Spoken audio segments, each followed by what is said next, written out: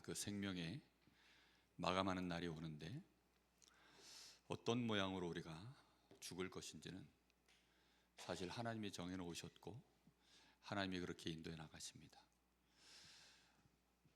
요즘이 100세 시대라고 하는데 100세까지 건강하게 허리 꼿꼿하게 펴시고 정말 눈도 밝고 귀도 밝으셔서 그렇게 무병장수하시다가 돌아가시기를 예수님의 이름으로 축복합니다. 네, 별로 마음에 안 드시는가 봐요. 스데반처럼 정말 돌 맞아서 그렇게 참 복음의 증인으로 서서 영원한 메시지를 남기고 순교하시기를 예수님의 이름으로 축복합니다. 이것도 마음에 안 드시는 건데 하나님이 각자에게 주신 아름다운 마지막의 모습이 있을 줄로 믿습니다. 무병장수에서 100세까지 허리 꼿꼿하게 펴시다가 그렇게 소천하셔도 그것도 하나님께 영광이요, 정말 스데반처럼 이렇게 또 순교를 당해도 하나님께 영광이 될 줄 믿습니다. 중요한 것은 우리가 어떤 삶을 살다가 마지막을 맞이했느냐가 중요한 거죠. 불신자도 무병장수하다가 꼿꼿하게 살다가 가는 사람들도 있고 또 어려움을 당하다가 순교 아닌 순교처럼 그렇게 인생을 마감하는 사람들도 있을 터인데, 중요한 것은 죽음의 모습이 아니라 그 죽음의 내용이 중요한 것이죠. 그래서 오늘 스데반이 그의 인생의 마지막 순간을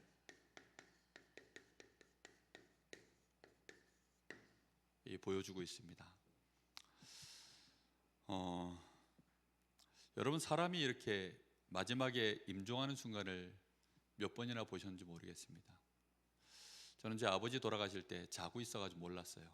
제 중2 때 집에서 돌아가셨는데 막 저희 형님 울부짖는 소리가 나가지고 놀래서 깨보니까 이제 아버지가 돌아가셨더라고요. 그리고 이제 또 한 번은 몇 년 전에 저희 장모님 소천하실 때 바로 이제 제가 봤습니다. 저의 모습은 어떻게 될지 저는 잘 모르죠. 우리가 죽음이라는 것을 생각할 때 결국 우리 인생의 마지막일 것이다 라는 보통 생각을 하지만 그것은 하나의 또 다른 전환점에 불과하다는 사실을 우리는 늘 기억해야 됩니다. 오늘 여기 말씀 속에 보니까 스데반이 마지막에 뭐라고 되어 있죠? 소천하니라 라고 표현되어 있지 않고, 물론 소천도 맞습니다. 하나님께 이제 부름받아 가는 거니까요. 근데 우리가 볼 때에는 죽었다, 그것도 처참하게 피 흘리고 그렇게 죽었다 라고 표현해 맞는데 그냥 잔다라는 표현은 보통 어떤 모습이죠? 평안한 거죠. 평안하게 잠든 것처럼 그렇게 인생을 마감한 것입니다. 저는 이번 주간에 말씀을 준비하면서 제가 신경을 써서 준비하는 메시지가 수요일 전도학교, 그 다음에 이제 금요 예배는 우리 찬양 기도회로 이렇게 바뀌어졌기 때문에 이제 금요 예배 메시지는 제가 요즘은 이제 잘 준비를 안 하지만 그 다음에 주일 새벽, 주일 오전, 주일 오후 이렇게 이제 한 5편 정도를 말씀을 기본적으로 이렇게 준비를 합니다. 근데 이번 주 안에 하나님이 저한테 이번 주 새벽 예배 때, 오늘 새벽이죠, 그러니까 요한복음 5장의 그 말씀이 저에게는 너무 큰 은혜로 다가왔습니다. 우리가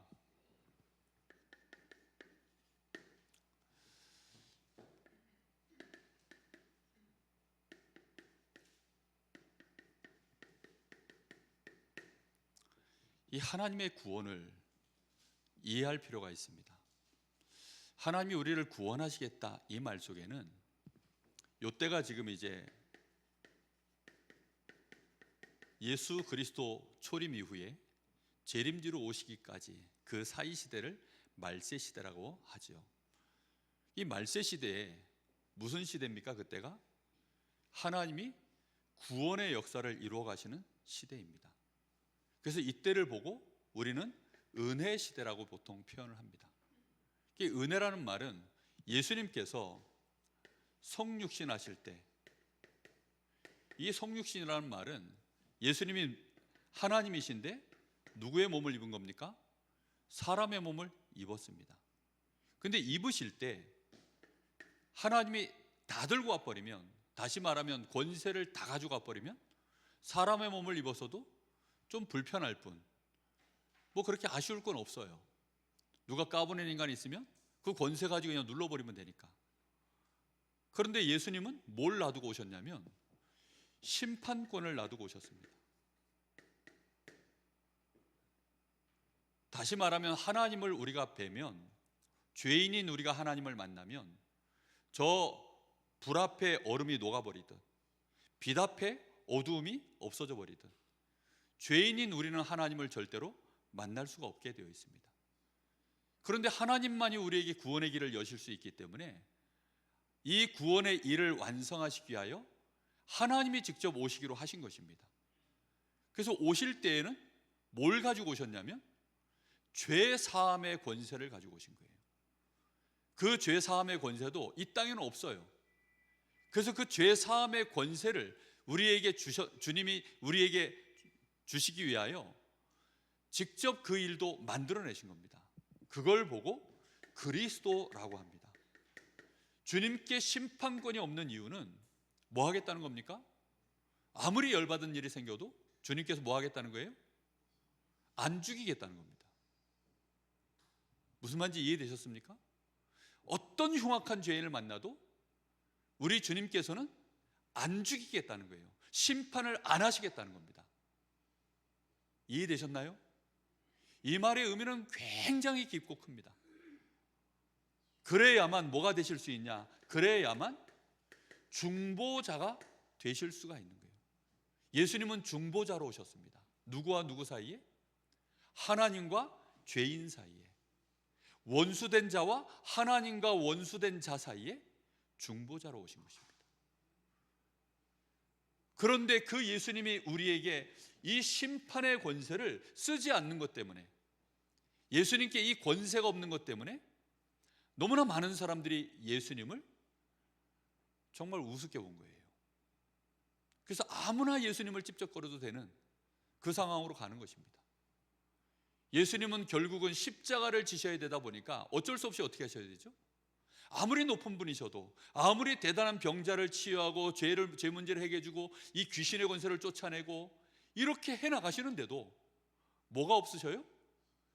심판권이 없으셔요. 그 심판권은 언제 임합니까? 주님 재림 오실 때, 이제 그때 가지고 오시는 거예요. 지금은 뭘 가지고 오시느냐? 섬김을 받으려 함이 아니라 도리어 섬기려 하고 우리의 대속의 제물이 되기 위하여 십자가 지시려고 오신 거예요. 이 말의 의미가 우리 가슴 속에 와닿아야 됩니다. 그래서 예수님은 뭐라고 말씀하시느냐? 누구도 비판하지 마라. 누구도 정죄하지 마라. 심지어 원수도 어떻게 하라고요? 사랑해라. 왜요? 지금 예수님이 인간의 몸을 입고 오셨을 때에는 그거 하려고 오신 거기 때문에. 말세 시대는 바로 구원의 시대요, 은혜의 시대입니다. 이해되셨습니까?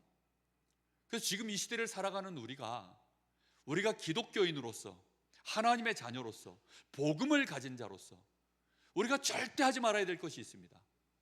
그게 비난하고 정죄하는 일입니다. 이해되셨습니까? 아니 그럼 마태복음 18장에는 뭐 몇 번 찾아가가지고 뭐 이렇게 권면하고, 말 안 들으면 둘이 가서 또 권면하고, 그래도 안 들으면 아예 이방인 취급을 하라. 그거는 종류가 다른 얘기예요. 그거는 예수 안 믿는, 예수 바깥에 있는 사람을 취급하라는 말은 불신자라는 뜻입니다. 그건 전혀 다른 얘기고, 중요한 건 뭐냐? 정말로 우리에게 그래서 반드시 아셔야 되는 것이 뭐냐면, 우리가 믿음을 가졌다, 이 말 안에는요 뭐가 들어있는 겁니까? 하나님의 엄청난 은혜가 담겨 있는 것입니다. 하나님은 우리에게 믿음으로 다가오셨어요. 그 은혜 자체가 믿음입니다. 근데 우리는 이 믿음을 소유한 날로부터 무슨 생각하죠? 내가 어느 날 이 믿음을 가진 것이 이제 하나의 증명거리가 된 거예요. 그래서 이걸로 말미암아 내가 뭔가를, 하나님 앞에 믿음을 가진 것을 증명해내기 위하여, 내가 하나님께 은혜 받은 것을 증명해내기 위하여 내 나름대로 이렇게 저렇게 열심히 합니다. 그런데 그렇게 열심히 하는 것이 결국은 다른 사람에게 뭐가 되는 거죠? 어느 날 또 왜 너는 그렇게 안 하냐라고 또 가는 거예요. 지금은 무슨 시대냐? 우리에게는 뭐가 없냐? 심판권이 없습니다.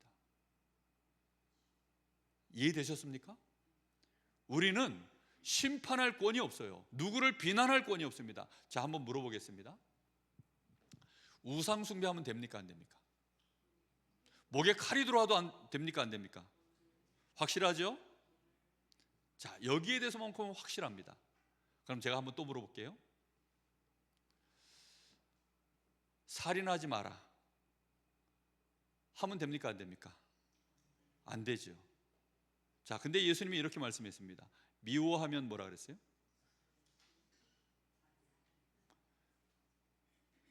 미워하면 살인이에요.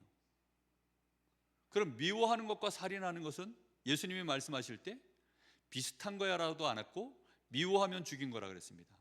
하면 돼요, 안 돼요? 여기서 이제 대답을 못 하시죠. 이 싸움을 안 해요, 우리가. 우상 숭배 이런 거는 당연히 안 하겠죠. 근데 누군가를 미워하는 것, 뭔가를 우리가 훔치는 것, 누군가에게 거짓말하는 것, 이게 다 같은 동격입니다. 지금 우상 숭배하는 거나 내가 마음으로 간음하는 거나 미워하는 거나 거짓말하는 거나 이게 싹 다 같은 십계명 안에 같은 걸로 하나님이 형벌을 넣으셨어요. 다 죽이라 그랬습니다. 그리고 이제 그만큼 또 갚아주라 이렇게도 말씀해요.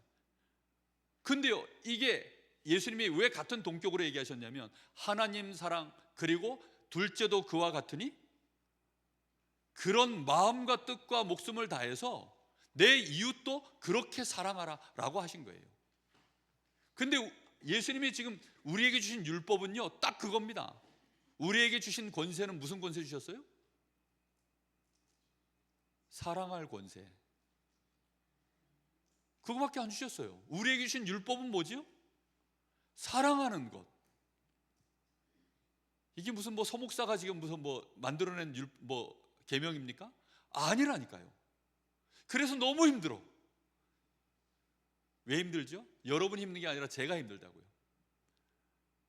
저도 안 되는 주제에 이 말을 해야 되니까 힘들고 또 말했기 때문에 해내야 되니까 힘들고 너무 힘든 겁니다. 그런데 하나님은 그 은혜를 계속 주고 계셔요. 도무지 납득할 수 없는 상황, 쳐다도 보기 싫은 인간, 뭐 이런 상황들이 놓여 있는데 그런 상황 속에서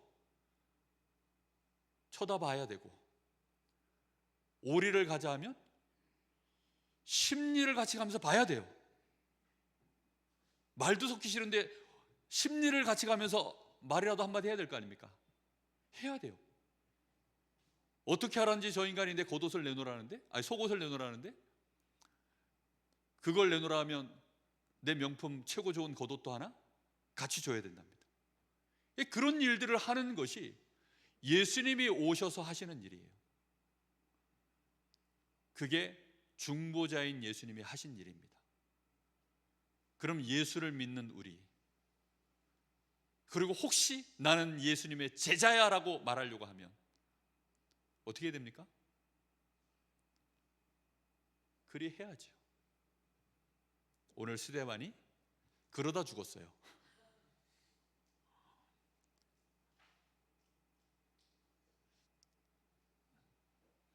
이 싸한 분위기를 어떻게 하면 좋을지 모르겠습니다.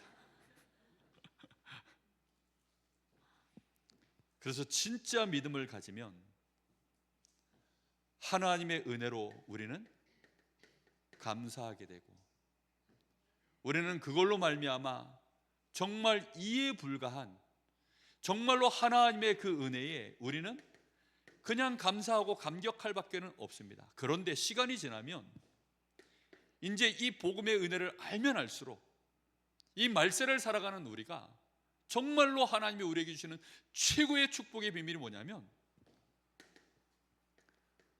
환난과 고난이라는 것입니다. 말세는 뭐가 식어져 있다고요? 사랑이 식어져 있고 불법이 성하고 이런 시대를 살아가야 됩니다. 그러니까 이런 시대를 살아가는 우리가 너무너무 힘든 거죠. 이때에 우리는 정말로 이런 시대에 우리는 뭐 해야 됩니까? 여기에 하나님의 은혜를 나타내야 되는 증인으로 하나님이 우리를 세워놓으신 겁니다. 그리스도 자체가, 이 중보자이신 우리 주님이 우리에게 그렇게 은혜를 베푸신 거예요. 그러니 이런 은혜를 받았으니 어떻게 하면 좋습니까? 그러니까 이해가 안 되는 거죠.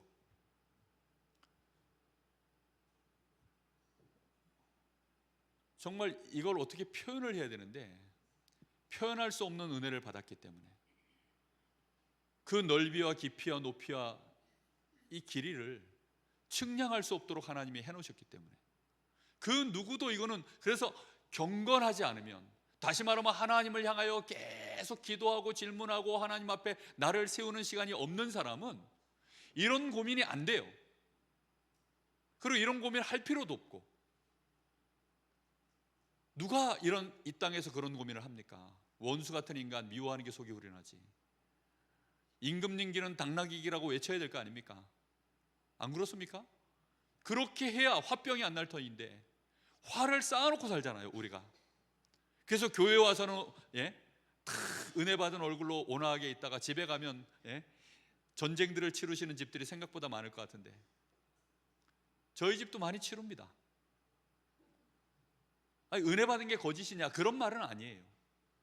그런데 이 메시지가 가슴속에 뿌리가 박힐 만큼 각인이 안 돼 있다 보니까 정말 요즘 들어 저는 이 메시지를 제 마음속에 각인시키고 있습니다.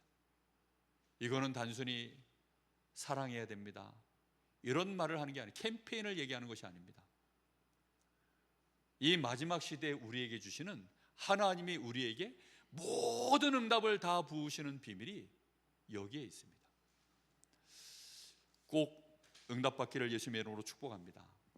그래서 예수님은 부활하신 이후에 주신 이 메시지가 뭐라고 얘기하십니까? 주신 메시지가 사도행전 1장 8절, 성령의 충만함을 받아라. 그래서 권능을 받고 땅끝까지 가서 증인이 되라. 마태복음 28장 18절에서 20절, 하늘과 땅의 모든 권세를 내게 주셨으니 그러므로 너희는 가서 모든 족속으로 뭐 삼으라고요? 제자를 삼아라. 그래서 아버지와 아들과 성령의 이름으로 세례를 주고 너희에게 분부한 모든 것들을 가르쳐 지키게 하라. 뭘 가르치고 우리는 뭘 배웠고, 우리는 뭘 정말로 사람들에게 주님이 분부하신 것을 우리가 가서 말할 겁니까? 말보다 더 강한 메시지는 사실은 희생입니다. 오늘 희생만이 능력이라 하시네. 박수 치면서 부르니까 희생이 신나죠. 그렇죠? 눈물 흘리면서 해야 되는데 정말 사랑만이 박수 치면서 하니까 신납니다. 근데 하나님이 하시는 사랑은 수고입니다. 헌신입니다. 희생입니다. 그게 사랑이에요. 그러니 저는 확실히 그래서 조금씩 요즘 사랑을 하는 것 같아요. 집에서 약간씩 제가 이제 수고가 약간씩 늘어나거든요. 약간씩, 아주 개미 발톱만큼씩 그렇게 늘어납니다. 그러니까 저희 가족을 제가 사랑하는 게 틀림없어요. 조금씩 늘어나니까. 저는 우리 성도들을 정말 제 마음속에 조금씩 정말 공룡 발톱만큼씩 늘어나면 좋은데, 이 개미 발톱만큼씩 늘어나니까 너무 죄송해서 몸둘 바를 모르겠지만 정말 가슴이 아픕니다. 왜 이 나이 들어서야 이제 25 넘으면 그때부터 갱신하기가 어렵다는데, 이게 50이 넘어가지고 이제 이 갱신을 하려고 그러니 미치고 펄쩍될 일이죠. 정말 어렵습니다. 이거를 근데 예수님의 제자들이 본 거예요. 가장 하이라이트가 언제인 줄 압니까? 예수님 십자가 질 때도 아니었어요. 그 제자들은요 다 도망갔습니다. 예수님 십자가 지시는 모습을 못 봤기 때문에 눈물도 안 흘렸을 겁니다. 다 튀었어요. 다 도망갔는데 스데반도 도망갔겠죠. 틀림없이 도망갔을 것입니다. 그런데 주님이 어떻게 했어요? 다 일일이 찾아가셨습니다. 다 찾아가셔서 그 제자들에게 네가 나를 사랑하느냐, 베드로에게 했던 것처럼 그렇게 질문을 던졌겠죠. 얼굴을 둘 수 없었을 겁니다. 그럼에도 불구하고 예, 주님 사랑합니다. 사랑해? 그러면 렘넌트를 키워. 그러면 어린 양을 먹여. 그러면 새 가족들을 살려내. 그러면 저 늑대 가운데 너희들 들어가. 가서 뱀처럼 지혜롭게, 비둘기처럼 순결하게 가서 내 일을 감당해. 가서 제자 삼아. 병든 자 치유해줘. 가난한 자 도와줘. 연약한 자 도와줘. 정말 후대들 세워. 저 땅끝까지 가. 노예들에게도 가. 죄수들에게도 가. 저 이방인들에게도 가.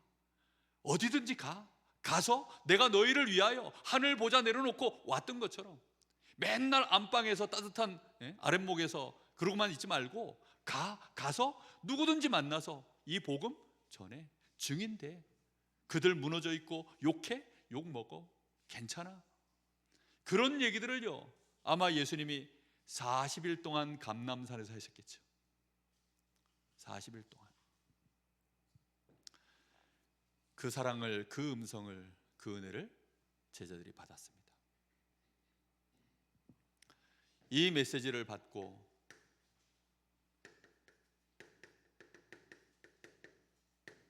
귀신 들린 자, 병든 자 찾아가서 그들을 치유하고 고쳐주고,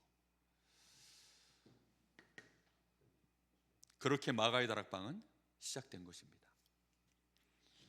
스데반은 그 가슴 속에 뭐가 들어있었냐면 사람의 말이 아닌 하나님의 말씀이 그 가슴 속에 들어가 있는 것입니다. 그래서 이 말씀에 대하여 메시지를 오늘 지금 7장 1절부터 이제 스데반이 마지막 메시지를 하는 장면이 나옵니다. 근데 그 안에 내용이 뭐냐면 하나님의 말씀에 대하여, 하나님의 사람들에 대하여, 사람들은 어떻게 반응하는지에 대하여 스데반이 쭉 얘기를 합니다. 너희 조상 아브라함을 하나님이 불렀고, 그러고 나서 이제 이삭, 야곱 얘기까지 쭉 하면서, 그리고는 이제 요셉 얘기를 합니다. 근데 너희 조상들이 그 요셉의 형들이 요셉을 그냥 뒀냐? 요셉을 핍박하지 않았냐? 그러고 난 다음에 이제 모세 얘기를 합니다. 쭉 얘기를 하다가 이제 모세 얘기를 해요. 그 모세도 너희들이 결국은 모세 말을 들었더냐? 안 들었지 않느냐? 근데 모세 말고 하나님이 모세와 다른 선지자 하나를 또 보내겠다고 하나님이 하셨는데, 그게 오늘 새벽 메시지거든요. 근데 그 선지자도 너희가 어떻게 했냐? 지금까지 안 죽였냐? 다 죽였지 않냐? 그런데 이제 하나님이 오시려 한 의인 하나가 왔는데 그 의인도 너희들이 잡아 죽이지 않았더냐? 정말 요셉 때 있었던 얘기, 모세에 대한 있었던 얘기, 그리고 많은 선지자들에 대하여 있었던 얘기, 그러면서 이제 마지막에 이게 이스라엘에 실제 있었던 역사의 증거니까, 그러니 너희들은 지금 예수도 그렇게 못 박아 죽이지 않았더냐? 우리는 그게 몸에 배어 있습니다. 근데 이 사람들은 이거 할 때마다 이거 대적한 사람들이 전부 자기 의의를 가지고 했어요. 이게 하나님을 대적하는 짓이다라는 생각은 안 했습니다. 다 나름대로 자기들 생각에는 이게 맞는 거예요. 하나님의 나라를 위하여 30년 전쟁이요, 신구간에 막 교회사에 보면 그 무시무시한 30년 전쟁이 벌어지는데 100년 전쟁으로 벌어지는데요, 전부 종교 전쟁이거든요. 전부 누구를 위하여입니까? 하나님의 영광을 위하여. 전부 그랬습니다. 성경에 어디 그런 거 있어요? 전쟁은 없어요. 칼로 예수님이 자기 잡으러 온 이 말고의 그 귀를 베드로가 칼 뽑아가지고 내리쳤을 때 예수님 뭐라 그러셨죠? 칼로 흥한 자 칼로 망하리라. 시대가 그런 시대가 아니고 시간표가 그 시간표가 아닙니다. 우리는 지금 이 시대에 하나님의 자녀답지 못한 이유가 뭔지 아십니까? 왜 기독교인들은 사랑이 없다 합니까? 왜 기독교인들은 네 가지가 없다고 합니까? 그런 이유들이 전부 거룩하지 않은 거예요. 오히려 불교한테 집니다. 오히려 저 천주교인들한테, 오히려 저 신천지한테, 저 여호와 증인, 많은 기타 종교들한테 밀립니다. 그게 왜 밀리느냐? 거룩하지 않아요. 전혀 다른 삶을 살아야 되는데, 전혀 다른 하나님의 자녀로 발견이 돼야 되는데 그게 없는 것입니다. 그리스도는 우리를 위하여 중보자가 되셨습니다. 우리도 중보자여야 되는 줄로 믿습니다. 그것이 우리의 본 모습이에요. 그리스도께서 심판권을 두고 오셨다는 사실. 그래서 예수님에 대하여 너무나 많은 핍박들을 가하는 겁니다. 저는 처음에 목사 될 때, 복음 가진 교회에서 목사하면 고목나무 이런 거 안 되겠구나, 저는 그런 생각을 정말 많이 했습니다. 그리고 절대 나는 고목나무가 되지 않을 거야. 아니 어느 목사님들이 산에 올라가시다가 고목나무를 보고 그랬다잖아요. 너도 목회를 했냐? 왜 속이 다 썩었냐? 저는 그 얘기 들을 때 웃었습니다. 그런데 고목나무가 돼야 돼요. 예수님도 속이 썩었더라고. 그래서 일찍 죽는 게 훨씬 이로운 것 같아. 정말 지금 순교 시대가 아니니까. 그런데요, 정말로 제대로 믿음을 가지면 다 어떻게 돼요? 고난을 당합니다. 렘넌트 7명이 다 그랬고 한 사람도 예외가 없어요. 이건 우리가 실수했다 안 했다의 차원의 얘기가 아니에요. 그냥 싫은 겁니다. 그냥 비방의 표적이에요. 예수님 자체가 누가복음 2장 말씀처럼 그냥 예수님이 비방의 표적이에요. 흠모할 게 없어요. 마귀가 가장 싫어하고 세상이 싫어해요. 너희가 나를 사랑함으로 세상이 너희를 미워하는도다. 그거밖에 없습니다. 다른 것은 부차적인 것입니다. 스데반이 그래서 오늘 이제 돌 맞는 자리에 선 겁니다.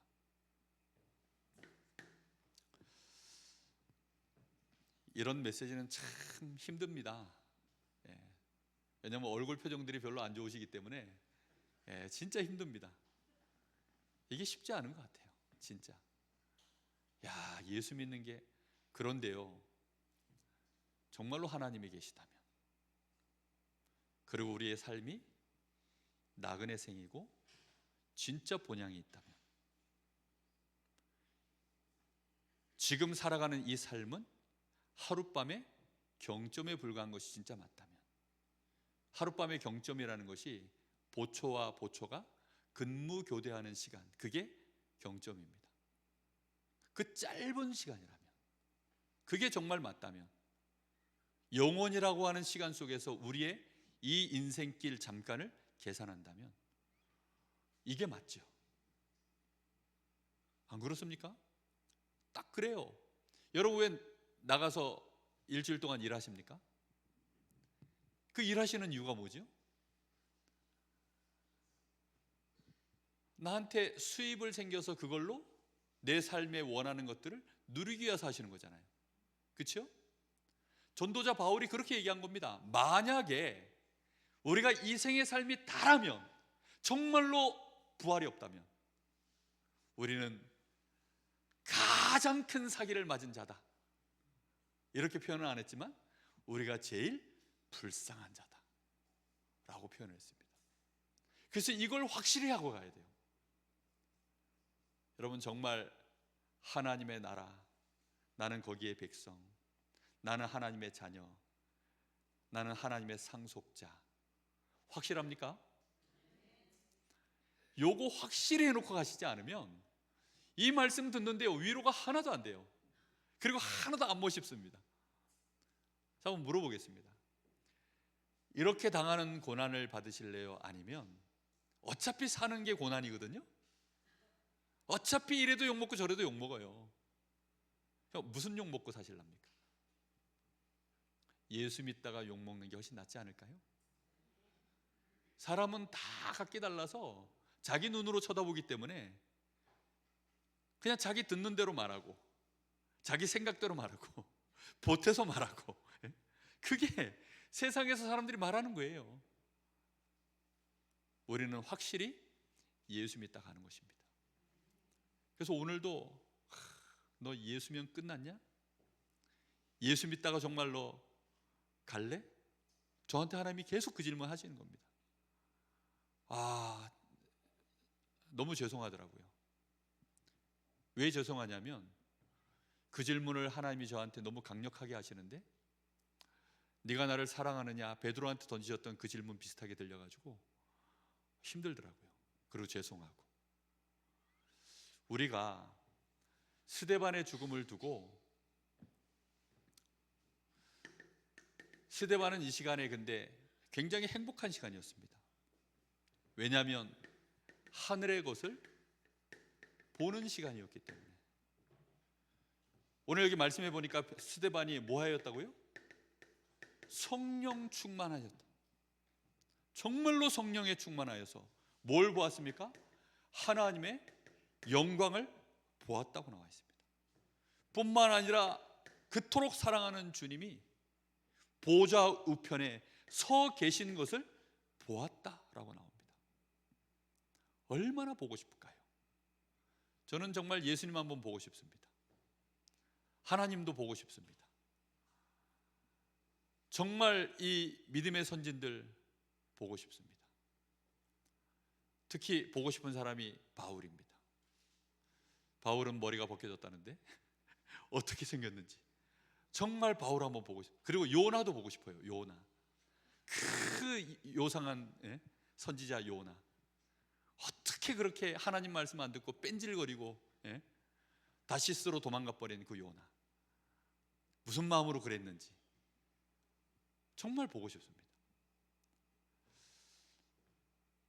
가장 보고 싶은 분은 예수님입니다. 근데 저보다 훨씬 더 생생한 사람은 누구냐면, 스데반은 예수님과 공생애를 함께 했기 때문에 예수님을 봤으니, 부활하신 예수님 승천하시고 난 이후에, 그리고 이제 영안이 열려서 보좌에 서 계신 것을 봤으니까 얼마나 행복한 시간일까요? 그리고는 그것을 스데반이 간증을 합니다. 내가 이렇게 보노라.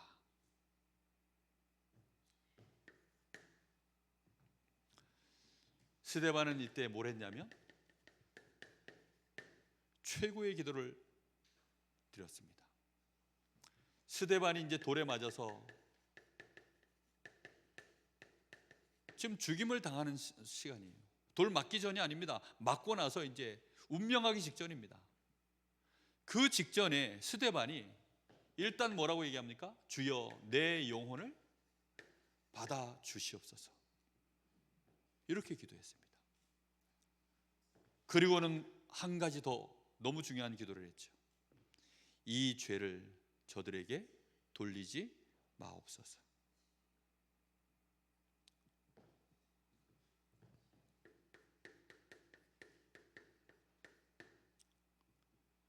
이게 스데반이 했던 기도입니다. 이 죄를 우리는 다 어떻게 알길 원하죠? 내 죄까지도 네가 가져갈 수 있으면 다 가져가라. 나를 위해서 너가 대신 짊어지고 누명을 쓰고 들어가. 그럼 내가 네 가족들 다 책임져 줄게. 보통 그러잖아요. 조폭 보스들 보면 그래 하잖아요. 근데 스데반은 그 죄를 저들에게 돌리지 마옵소서. 그게 복음 가진 자, 그리스도를 진짜 아는 자, 전도자의 기도입니다. 이것은 우리가 평안할 때, 아무 위협도 없을 때, 그때 한 기도가 아니라 정말 그 죽음의 현장에서 직접 돌맞고 있는 자리에서 그때 드렸던 기도입니다. 성령 충만하지 않으면 절대로 그래서 이거는 못합니다. 영광과 예수를 배우는 이 은혜 있지 않으면 이거 못하는 일입니다. 이 기도는. 그리고 이 메시지가 나올 수가 없죠. 그래서 여러분 성령 충만 꼭 받으시기 바랍니다. 성령 충만 달라고 혹시 기도하실 때 이렇게 될 수 있다는 각오를 하고 성령 충만 달라고 기도하셔야 돼요. 성령 충만 받으라는 겁니까? 말라는 겁니까? 성령 충만 달라는 기도가 그렇게 쉽게 나올 기도가 그래서 아닌 거예요. 요셉이 여호와의 신으로 충만해서 노예됐습니다. 그리고 누명 쓰고 감옥 갔습니다. 그리고 왼수 같은 형들을 만났습니다. 이게 성령 충만해서 한 일이에요. 다윗이 여호와의 신으로 충만해가지고 골리앗을 만나러 갔어요. 사울왕을 만났습니다. 자기를 죽이겠다고 3,000명이나 군사를 풀고 있는 그 사울왕을요 만났어요. 어떻게 할 겁니까? 상식적으로는요 이 부하들이 볼 때는 사울을 걷어버리면 끝나잖아요. 그래서 다윗도 실제로 사울을 죽일 기회가 여러 번 있었어요. 물병도 갖다가 창하고 물병 이것도 숨기기도 하고 옷자락을 살짝 베기도 하고 뭐 그럼 사울이 회개하던가요? 잠깐 감동은 먹죠. 근데 곧 원래대로 돌아갑니다. 성령 충만 안 받으면 이거는 불가능한 일입니다. 성령 충만 받아서 영력과 지력이 넘치시기를 예수님의 이름으로 축복합니다. 아멘 소리가 약간 성령 충만해질 것 같으십니다. 원래 일하는 농부가 먼저 응답을 받는데요. 그래서 제가 메시지 먼저 하기 때문에 저부터 이제 이래 될 판입니다. 여러분의 가정에 빛이 비춰야 됩니다. 여러분의 가문에 빛이 비춰야 됩니다. 어떤 경우에도 강한 칼바람으로는 옷을 벗길 수 없습니다. 바람과 태양이 내기를 했죠. 지나가는 나그네. 강한 바람을 불어제끼니까 그냥 더 따뜻하게 햇살을 비추니까 저절로 옷을 벗죠. 이 땅에는 빛이 필요합니다. 이 땅에는 복음이 필요합니다. 이 땅에는 전도자가 필요합니다. 정말로 이 복음의 이 율법의 마침이 되어지고 완성이 되어지는 사랑할 줄 아는 자, 사랑이 진짜 무엇인지를 아는 자, 그 하나님의 사랑을 받은 자, 그리스도가 곧 사랑이십니다. 그래서 그 은혜 속에 들어갈 수 있는 자, 그게 그리스도인입니다. 자, 그래서 스데반의 그 순교 이후에는 영원한 응답이 그래서 남는 것입니다.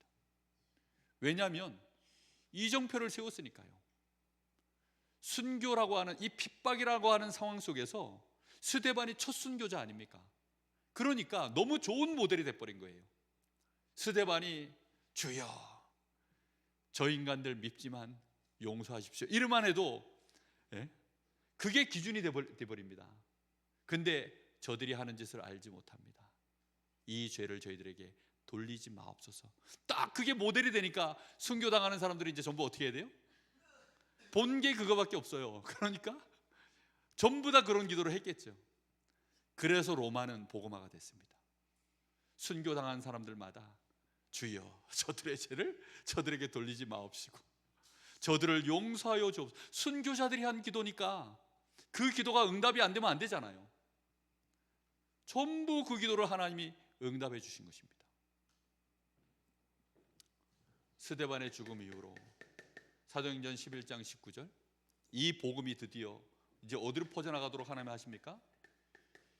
이방인에게 퍼져나가도록 안디옥 교회를, 그리고 여기 말씀해 보면 사울이라고 하는 청년 앞에 그 옷을 다 벗어 두니라. 누굽니까? 바울이죠. 이 바울이 전도자로 돌아서는, 그리고 이 바울도 순교의 자리에 서도록, 그 응답이 전부 스데반의 순교를 통하여서 시작되어진 응답들입니다. 그리고는 하나님은 이 일을 통하여 결국은 세계 선교의 가장 발판이 되어지는 이 로마까지 복음화하는 그 일에 귀중한 응답의 문들을 여신 것입니다.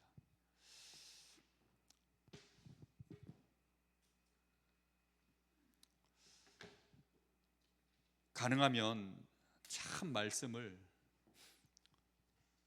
뜻이 그런가 하여 최대한 정확하게 전달하려고 요즘 많이 몸부림칩니다. 특히 로마서의 말씀, 우리가 이렇게 수박 겉핥기, 이제 그게 미국 속담으로는 그렇대요. 샌드위치 밑장 빼고 먹기 이런 거랍니다. 그러니까 샌드위치 위는 있는데 밑이 없는, 햄버거 밑장 빼고 먹기 뭐 이런 거래요. 그러니까 정말로 중요한 부분들을 놓치지 않고 다 찾아내서 하나님이 우리를 위하여 어떻게 사랑하셨는지, 어떤 은혜를 우리에게 베푸셨는지, 도대체 그리스도께서 무슨 일을 하셨는지, 정말 여러분 말씀을 통해서 우리는 다 찾아내야 됩니다. 그리고 우리가 그런 은혜를 받은 자들임을 아셔서 그 은혜의 풍성함으로 말미암아 지금 나에게 당장 응답은 없지만 내가 용기를 낼 수 있고 평안해질 수 있고, 그리고 결국은 이 문제가 나를 삼킬 수 없는 하나님의 그 은혜는 확실한 것이구나, 예수 그리스도 한 분만으로 정말 그게 증거가 되어져서 흔들릴 수 없는 믿음의 사람들로 서고, 거기서 더 나아가 우리의 연약함, 우리의 무너짐, 우리의 실패로도 이렇게 하나님의 은혜의 풍성함을 나타낼 수 있는데, 만약에 우리가 성공한다면, 우리가 올바르게 선다면 그 풍성함은 얼마나 대단할 것인가. 그게 오늘 말씀의 마지막 절입니다. 정말 우리는 그렇게 꼭 되어져야 되겠습니다. 근데 우리는 이미 글렀고 누굴 세워야 됩니까? 우리 후대들. 그래서 우리 후대들이, 우리는 이미 체질이 다 글러먹었어요. 그래서 우리는 성령 충만 받고 미션을 갖는 거죠. 그 미션이 뭡니까? 세 가지 뜰을 세우고, 그래서 아이들의 뜰 세우고, 우리 후대들 정말 제대로 아이들 복음 알도록, 하나님의 사람 되도록 말씀으로 중무장시키고 복음의 사람으로 성령 충만 누리게 해서 요셉 같은 인물, 다윗 같은 인물, 사무엘 같은 인물 정말로 세우는 것. 그런 한 사람의 인물 나오면 우리같이 연약한 자들도 이 풍성한 은혜를 하나님이 주셨는데, 우리 후대들이 만약에 그리 된다면 한 시대를 바꾸는 역사가 반드시 일어납니다. 그 소망 가지고 우리는 우리의 산업을 하고 모여서 예배하고 은혜를 받고 우리의 삶을 꾸려나가는 것입니다. 그렇게 살다가 순교할 일이 있으시면 순교하시고 천국 가시기를 주 예수 이름으로 축복합니다. 기도하겠습니다. 우리 같이 주신 말씀 붙잡고 기도합니다.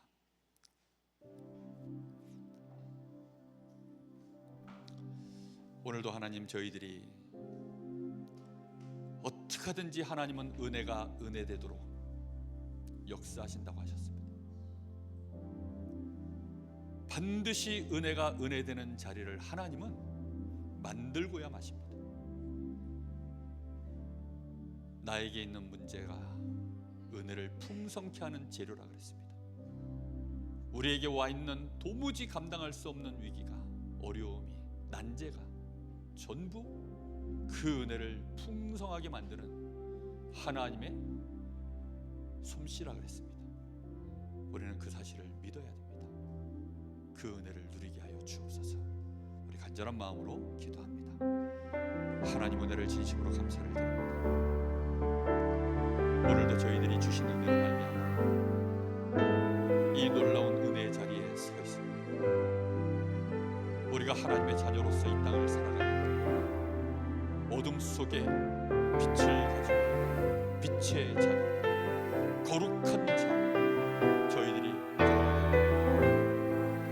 우리 주님도 이 땅에 오셔서 피눈물을 흘리시고 고난을 당하셨고 수없이 많은 환난을 당하셨지만 결국은 아버지를 사랑하여 아버지의 주신 말씀들을 그대로 이 땅에 아버지의 말씀을 이루시는 일에 1.1획도 남김없이 이루시고 섬김을 받으려 함이 아니라 도리어 섬기려 하고 어찌하든지 대속제물이 되시기 위하여 우리를 위하여 십자가를 지시고 주님의 죽으심이 우리에게 참된 축복의 완벽한 구원의 길이 되어주시고 이제 주님의 부활하심으로 말미암아 우리도 함께 부활한 자가 되어져 주님의 형상을 본받는 자, 주님의 형상을 닮을 수 있는 자들, 우리가 은혜 아래 있는 자들이 되게 하셔서 우리의 여정이 넉넉히 하나님의 자녀로 얼마든지 걸어갈 수 있도록 성령으로 약속하시고 성령의 충만함을 받으라 하셨사오니 주여 이 은혜를 오늘도 우리 사랑하는 귀한 성도들 하나님이 역사하여 주시옵소서. 성령의 능력으로 역사하여 주시옵소서. 스데반의 죽음이 정말로 우리 주님을 사랑하고 문 영혼들을 사랑하는 전도자의 심령으로 죽었던 것처럼 그의 기도가 참된 기도, 정말로 하늘 보좌를 보며 드렸던 그 기도, 최고의 기도를 드렸던 것처럼 우리의 기도가 그리 되게 하여 주시옵소서. 우리 교회 때문에 이 지역에 하나님의 은혜가 서게 하옵소서. 이 우리의 성도들 때문에 하나님의 은혜가 보여지게 하옵소서. 정말로 하나님의 은혜의 그 풍성하심이 드러나게 하여 주옵소서. 그래서 문 영혼들이 그 은혜의 풍성함을 찬양케 되어지는 일들이 나타나게 하옵소서. 주님 역사하여 주시옵소서. 감사를 드립니다. 하나님 은혜를 참으로 감사드립니다. 우리 귀한 성도들 이 놀라운 은혜 정확하게 알게 하시고 풍성하게 누리게 하여 주옵소서. 하나님이 반드시 은혜가 은혜 되도록 하시겠다고 하셨사오니 이미 그리하신 증거들이 우리 안에 가득하고 그리스도가 분명히 우리 앞에 죽으시고 부활하신 것이 분명하시고 지금도 하늘과 땅의 모든 권세를 갖고 우리와 함께 하심이 분명하오니 그것으로 증거를 삼아 우리도 은혜의 증인되게 하옵소서.